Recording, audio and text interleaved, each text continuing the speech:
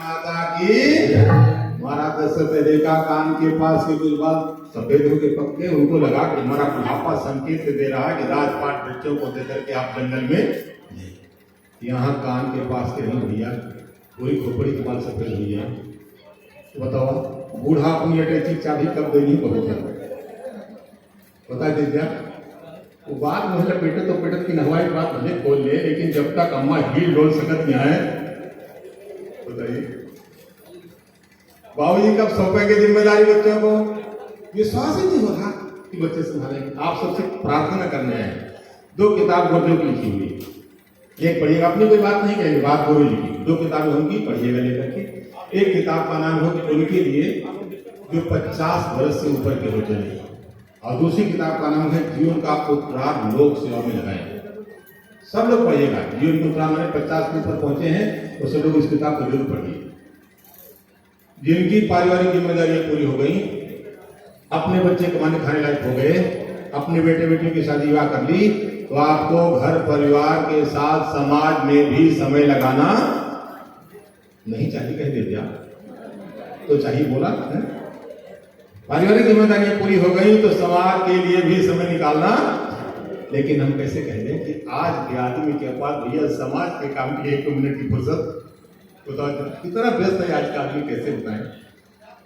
हमारे मित्र के बाबा जी थे, दादाजी, हम वो दोनों लोग इलाहाबाद यूनिवर्सिटी में साथ में पढ़ते थे।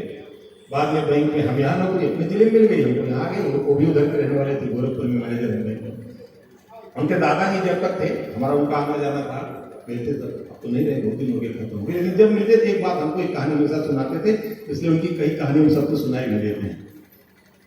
हमसे बोले नाम ले बोलते, बेटा कैलाश, जब मिलते हर बार, बेटा कैलाश, हम क्या? हाँ जी बाबा जी।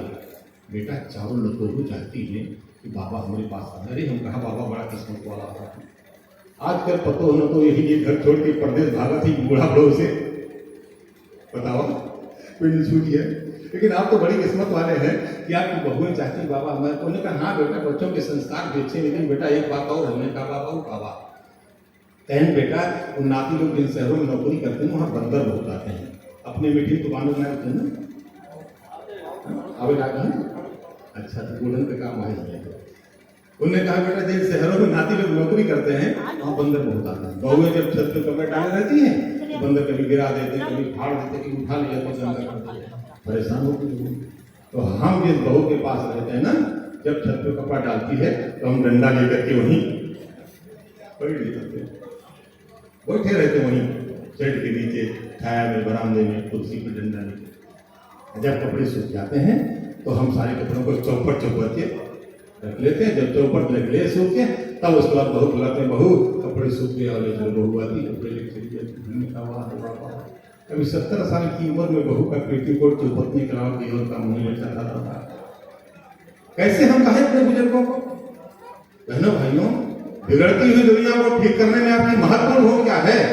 इनकी पारिवारिक जिम्मेदारियां पूरी हो गई नहीं, आदमी कहता था पंडित जी हम अपने बाल बच्चों को बढ़िया बना लिए, सब अच्छी नौकरी करे, अच्छे संस्कार है। भैया हो केवल अपने को बनाने से काम नहीं चलेगा। भाई ऋषि मुनि खाली अपने बच्चों को बनाते थे क्या? समाज बिगड़ रहा है, आग लगी मोहल्ला में, खाली आपका घर बचो गया, पूरा मोहल्ला बचो गया, बताइए हैं?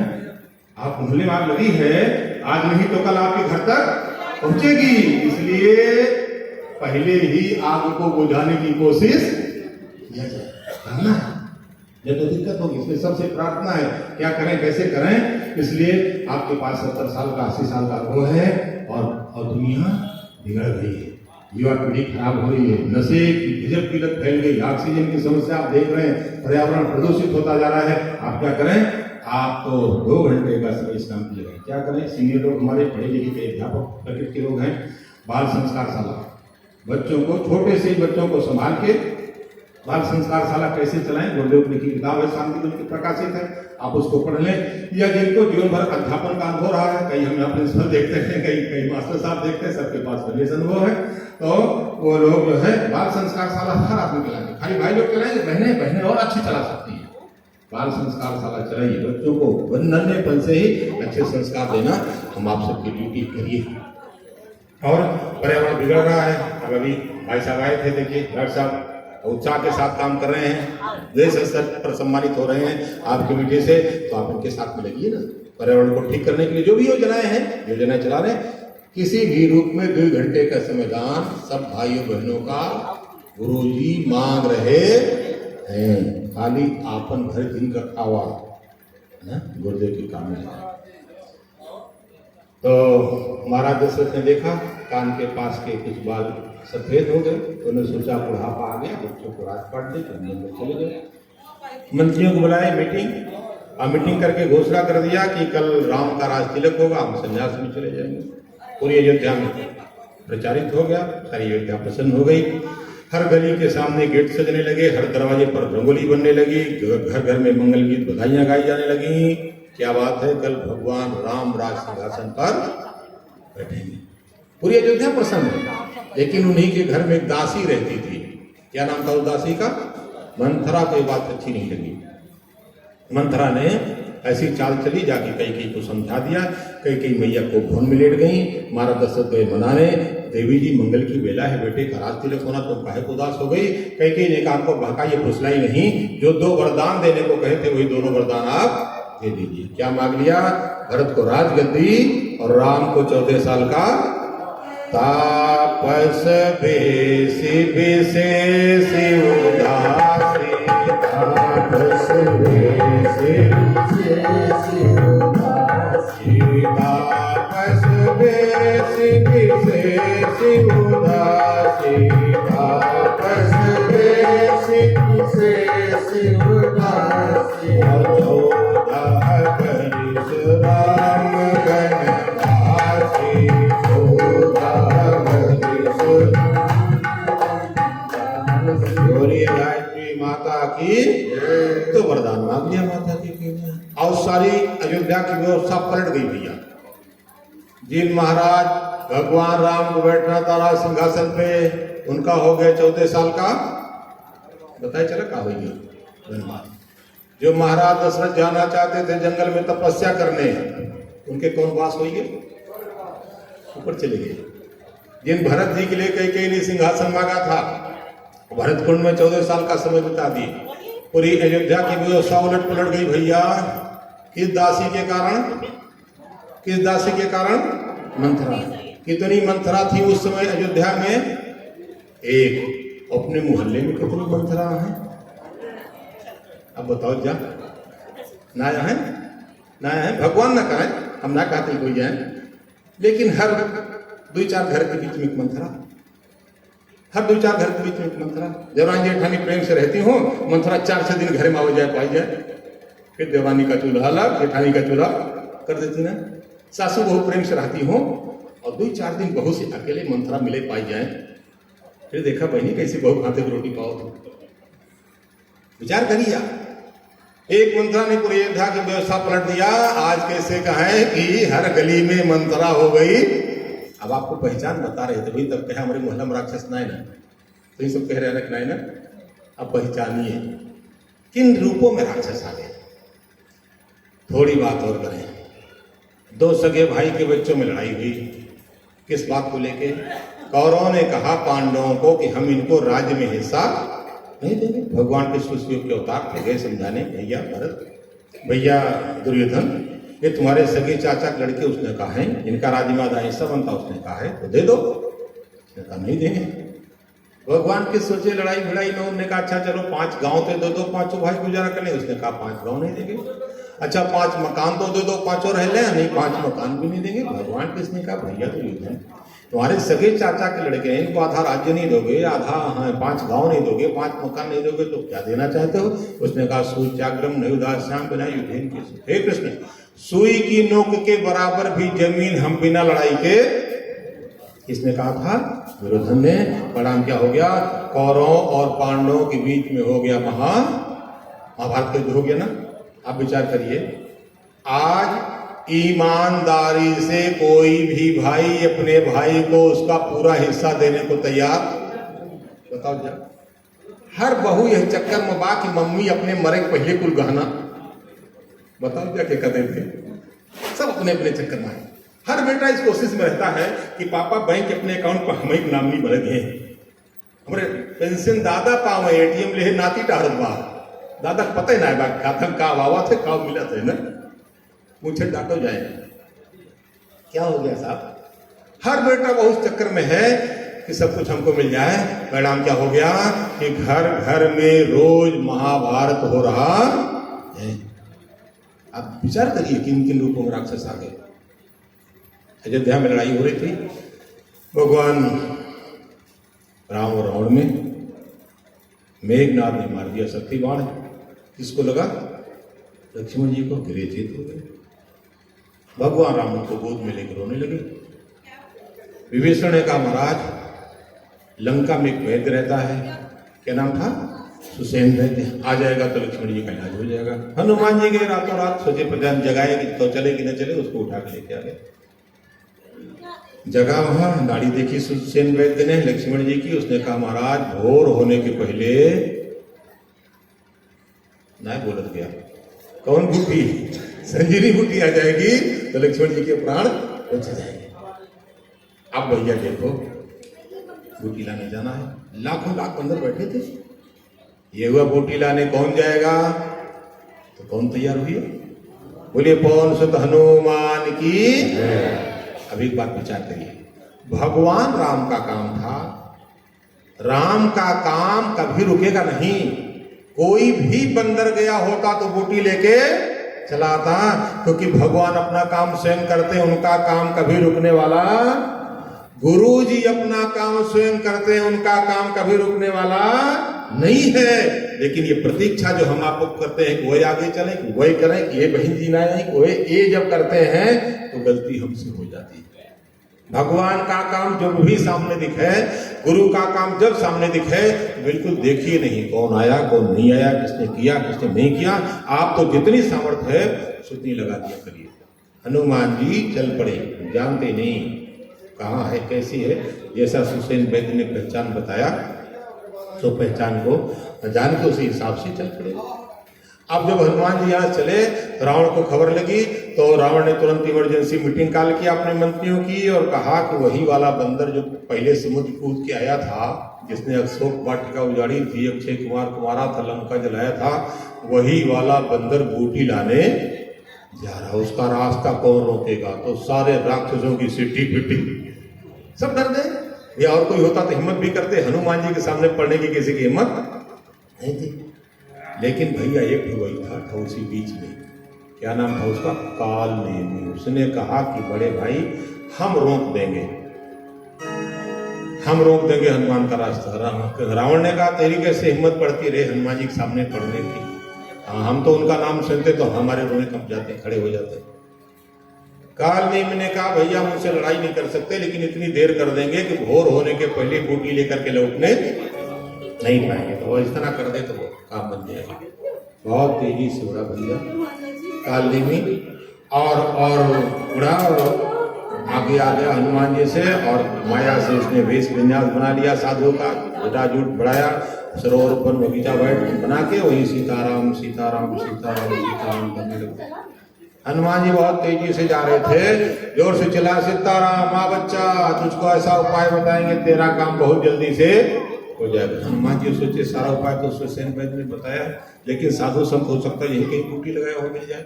सोच उतर पड़े, उतरे संत साधु देख के उसको प्रणाम अभिवादन किए। तो उसने कहा कि हम तो यहीं रह करके दुनिया का सब समाचार जानते हैं। इस समय राम और रावण के बीच में युद्ध हो रहा है, अंत में विजय तो भगवान राम की होगी, लेकिन अभी भगवान राम बड़ी मुसीबत में पड़े हैं। उनके भाई लक्ष्मण को शक्ति बाण लग गया है और तुम उनके लिए बूटी लाने जा रहे हो। जब इतना कहा भैया हनुमान जी सोची तो अंतर्यामी है, यहाँ बैठ के लंका का हाल चाल बता रहा है और समर्पित हो गए। बताओ बाबा फिर कैसे काम होगा, जल्दी कैसे बात बनेगी? उसने कहा बेटा कुछ चिंता मत करो, सब यहीं से बना देंगे, तुम चिंता मत करो, तुम तो थोड़ा आराम करो, आराम करो। लेकिन बहनों भाइयों एक बात जानिए, भगवान का काम पड़े रहने पर हनुमान जी ने कभी आराम? बताओ जा, लंका में प्रवेश कर रहे हैं, मिनाक पर्वत ने कहा विश्राम करिए। हनुमान ते परसा करि पुनि कीन्ह प्रणाम, राम काज कीन्हे बिन मोहि कहाँ विश्राम। सियापति रामचंद्र की, परम पूज्य गुरुदेव भगवान की। बस जैसे हनुमान जी बिना भगवान का काम पूरा कर लिए आराम नहीं करते, वैसे पंडित श्री राम शर्माचार्य जी के बच्चों को भी बिना गुरु का काम पूरा हो गए आराम नहीं करना। ये मन में विचार कीजिए। घर का काम छूटे तो छूटे और कुछ बात बिगड़े तो बिगड़े, लेकिन एक बात जानो, गुरु के काम में लगने पर काम बिगड़ता है क्या? बिगड़ता नहीं, और अच्छा बन जाता है। हर हाल में प्रयास करें कि गुरुदेव के काम में अपने जीवन को जरूर लगाएं। हनुमान जी ने कहा कि आराम नहीं करेंगे, आप तो हमको जल्दी बताइए बोटी कैसे मिलेगी। तो उसने सोचा कि ये बंदर बहकाने नहीं बहक रहा, कच्छ दूर में सरोवर बना था, जाओ सरोवर में जरा हाथ पैर धुल के और स्नान करके और फिर बताते हैं। एक छलांग लगाए हनुमान जी गए सरोवर में, और जैसे पहुंचे एक जीव बैठा था, उसने कहा हनुमान जी इसके चक्र में कहाँ पड़ गए, ये कोई साधु संत नहीं, ये तो राक्षस है, ये आपका समय खराब करने के लिए बैठा है। हनुमान जी ना नहाए ना हाथ पे धुले, तुरंत गदा अपने कंधे पर रखे और दौड़ के आए उसके पास। हनुमान जी ने कहा बाबा तुम मंत्र बताया बाद में, दक्षिणा ले लिया। उसी गदा से दबाए कालनेमी वहीं समाप्त हो गया। लेकिन आज कैसे कहें, बिगड़ी क्यों भारत की साख, भीख मांगते 90 लाख। 100-125 करोड़ की आबादी वाले देश में भैया 1 करोड़ तो भीख मंगे। कौन है ये? संत जी हैं, महंत जी हैं, मुल्ला जी हैं, पादरी जी हैं, ग्रंथी जी हैं। क्या करते हैं? 1 पैसे का काम नहीं करते, केवल वेश बदल लिया इसलिए कि भाई हमें कुछ करे ना हर चले न चले खुदा जी बैठे भोजन, बस पियर लाल सी आए भैया, घूम के मांगना खाना व्यवसाय बना लिया। आप विचार करिए इस बात को। हम इनको अलग अलग नहीं कहेंगे कि ग्रंथी, पादरी और मुल्ला, मौलवी और संत महंत अलग अलग कहें। हम तो इनको ये कहते हैं, इनको चलो समाज सेवी मान लिया, समाज सुधारक मानिए इनको। समाज सुधारक है ये, समाज को सुधारने में लगे अपने अपने धर्म संप्रदाय के हिसाब से। जिस देश में हर 100 आदमी में से 1 आदमी समाज सुधारने में लगा हुआ है, विचार करिए, उस देश में बूढ़े माता पिता को घर से काहे निकाला जा रहा है? जहां 100 मनई में 1 मनई समझावे में लाग बाटेन, उनके बूढ़ पुरानी माता जी का काहे निकाला जाता है? आप विचार करिए। जिस देश में हर 100 में से 1 आदमी समाज सुधारने में लगा है, उस देश में दहेज का राक्षस हमारी बेटियों को क्यों खा जा रहा है? जिस देश में 100 में से 1 आदमी समाज सुधारने में लगा है, उस देश की नई पीढ़ी नशे में क्यों फंस गई? चिंतन करते जाइए आप। बहनों भाइयों, कैसे सुधारेंगे समाज को? जिन बाबा से आप सोचते हैं कि ये नशा छोड़ई हैं, बाबा खुदे गांजा चिलम लगाए पड़ा, कैसे आप उम्मीद कर सकते हैं? जिनसे आप सोचते हैं कि आपको अपने माता पिता की सेवा की शिक्षा देंगे, तो खुद ही आप उन बाप माता की छोड़ के चला आए हैं, क्या शिक्षा प्रेरणा देंगे? इसलिए गुरुदेव ने कहा बेटा दुनिया की ओर मत देखो, खाली ये देखो कि इसमें हम क्या कर सकते हैं। हमसे गुरु जी ने कहा बेटा तू साधु बन जा। गुरु जी ने साधु का शब्द प्रयोग किया, बेटा साधु बन जा। हमने कहा गुरु जी शादी हो गई, नौकरी लग गई, अब साधु कैसे बन जाए? उनने कहा बेटा जीवन भर का साधु नहीं बनाते, जीवन भर का साधु नहीं बनाते। कई घंटे का साधु? 2 घंटे का। हम यहाँ 2 घंटे के साधु बाबा हैं, 2 घंटे के साधु बाबा। और आप सबसे कह रहे हैं कि भाई साहब बहन जी आप भी 2 घंटे का साधु बाबा न बन जावे ना, 2 घंटे बन जाए। क्या करेंगे आप? तो इतने सोच लीजिए कि हम अपने परिचय क्षेत्र में 10-20 अखंड ज्योति मंगाएंगे, अपने मुहल बांटेंगे। सीनियर लोग बैठे हैं, पाणी जी लोगों को हम जानते हैं, प्रिंसिपल साहब, पढ़री वाले और जो लोग सब अखंड ज्योति बांटते हैं। ये पाठक जी, हमारे मिश्रा जी, सब लोग ये सीनियर लोग 80 साल 70 साल के लोग। आप सबसे भी कह रहे हैं आप 2 घंटे के लिए, ये बालक हमारे सामने जो खड़े हुए हैं डॉक्टर धर्मेंद्र जी, आप पूछिए कितनी अखंड ज्योति मंगाते बांटते हैं? 25 अखंड ज्योति, 15 निर्माण योजना, अपना काम करते हुए सबसे कह रहे हैं।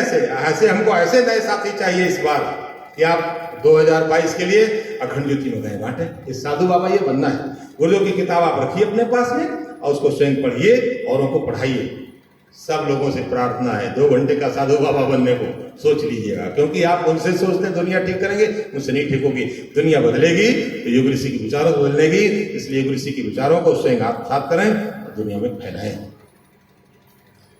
आइए हम चर्चा कर रहे थे किन रूपों में असुर तत्व धरती पर आए, और एक और करके बात को फिर कथा को मोड़ेंगे। भगवान राम लक्ष्मण सीता जी को लेकर जंगल में रह रहे थे। रावण आया, सीता जी को लेकर जाने लगा। सीता मैया रोती हैं, आज गए कबीर रघुराया, के ही अपराध विसारे हुदाया, हाल छिमन तुम्हार नहीं दोषा, सो फल पायूं की भरोसा। रोती सीता चली जा रही है।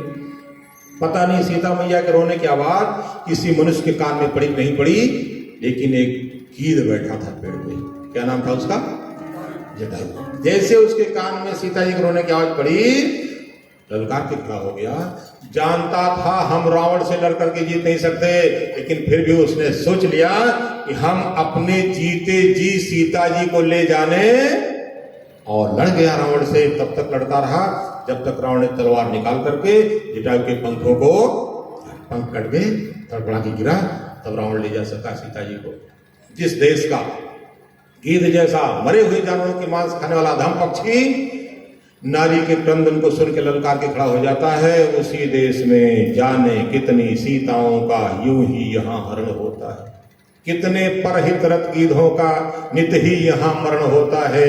जाने कितने कालने सुंदर बाने में छिपे हुए हैं, और पर नारी को छलने कितने रावण जोगी।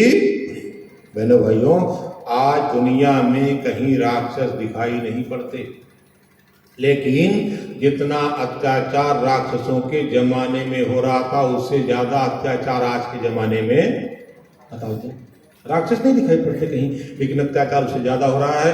क्या वो बात हो गई? इस बार राक्षस भी बड़ी चालाकी से निराकार रूप में, दुर्बुद्धि के रूप में आए हैं। यही जो लोग धरती पर हैं, इन्हीं में से किसी के मस्तिष्क में बैठ करके अपना काम करा लेते हैं। तो राक्षस चूंकि दुर्बुद्धि के रूप में आए, निराकार रूप में, इसलिए परब्रह्म परमात्मा की चेतना सद्बुद्धि सद्ज्ञान की धारा के रूप में गायत्री माता के रूप में धरती पर अवतरित हुई। बोलिए गायत्री मैया की। आइए एक भजन गायत्री माता के अवतरण का हम सब लोग उत्साह के साथ मिलकर साथ में गाएं। गायत्री मैया आई हैं, गायत्री मैया आई हैं, हंस पे सवार हो गायत्री मैया आई हैं, हंस पे सवार हो गायत्री मैया आई हैं। भक्तन के भिड़िया लागल, भक्तन के भिड़िया लागल, आई के दुआर हो गायत्री मैया आई है, हंस पे सवार हो गायत्री मैया आई है, हंस पे सवार हो गायत्री मैया आई है।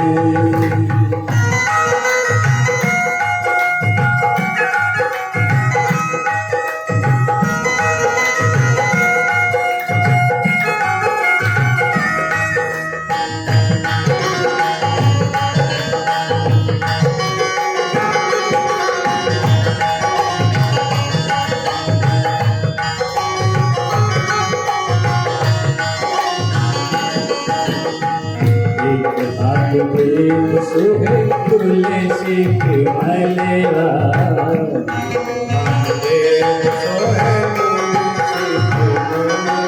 बोलिए गायत्री माता की। भजन गाओ का सब ना गाया, देखा भाई। एक हाथ वेद सोहे तुलसी के मलेवा,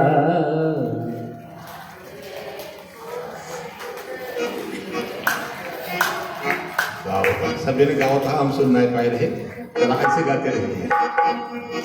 ज्ञान के कमंडल सोहे लाल रंग फुलेवा, ज्ञान के कमंडल सोहे लाल रंग फुलेवा,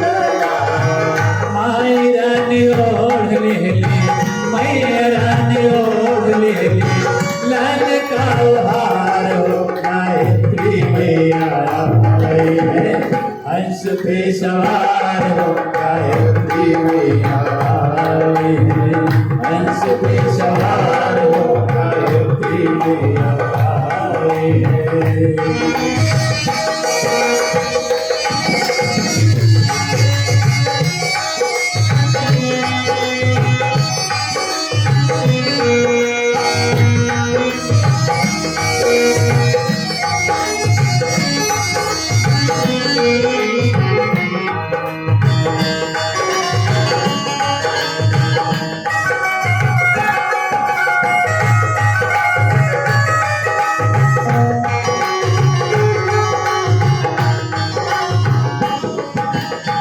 सिर पे मुकुट शोभे तेरा मोती सड़ल बा, सिर पे मुकुट शोभे तेरा मोती सड़ल बा, गलवा में कुंडल हाथ में दिया लगल बा, गलवा में कुंडल हाथ में दिया लगल बा, गरवा में माई जी के, गरवा में माई जी के श्याम तिलहार हो गायत्री मैया आई है, हंस पे सवार हो गायत्री मैया आई है, हंस पे सवार हो गायत्री मैया आई है।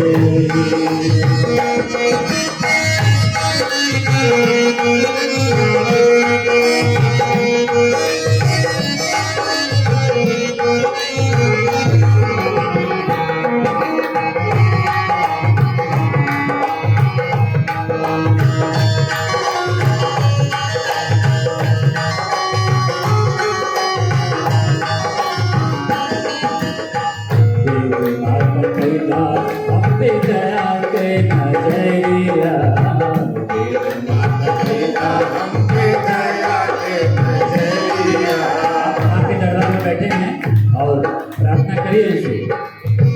देव माता कैला हम पे दया के नजरिया, देव माता कैला हम पे दया के नजरिया, दुआरिया के नमः है भिखरिया, दुआरिया के नमः है भिखरिया, दिन रात करत वाले, दिन रात करत वाले माई से दुहार हो गायत्री मैया आई है, हंस पे सवार हो गायत्री मैया आई है, हंस पे सवार हो गायत्री मैया आई है।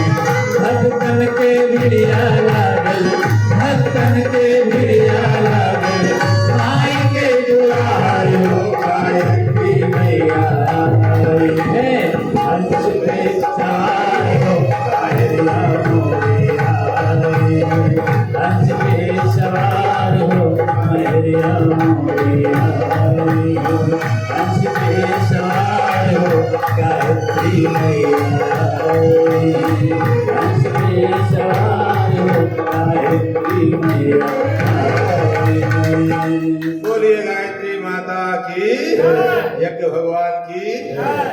गायत्री माता, गायत्री का मंत्र क्या है, उसका अर्थ क्या है, हम कैसे इसकी पहचान करें, इसकी चर्चा अभी हम और आगे करेंगे आपसे।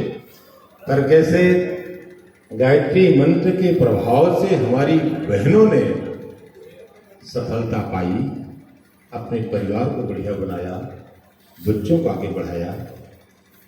गायत्री मंत्र आप सबके लिए कैसे कल्याणकारी बन सकेगा, इसके लिए हम सावित्री तिवारी जी हमारे बगल में बैठी हैं, दिखाती है तुमका सबका, क्या दिखाती है आप बोलिए, हैं?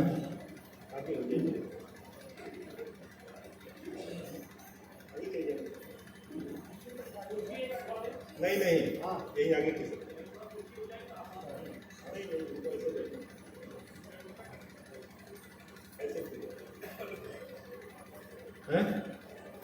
ठीक है। इधर थोड़ी बहनों को नहीं दिखती होंगी, बाकी सबको देख रही हूँ।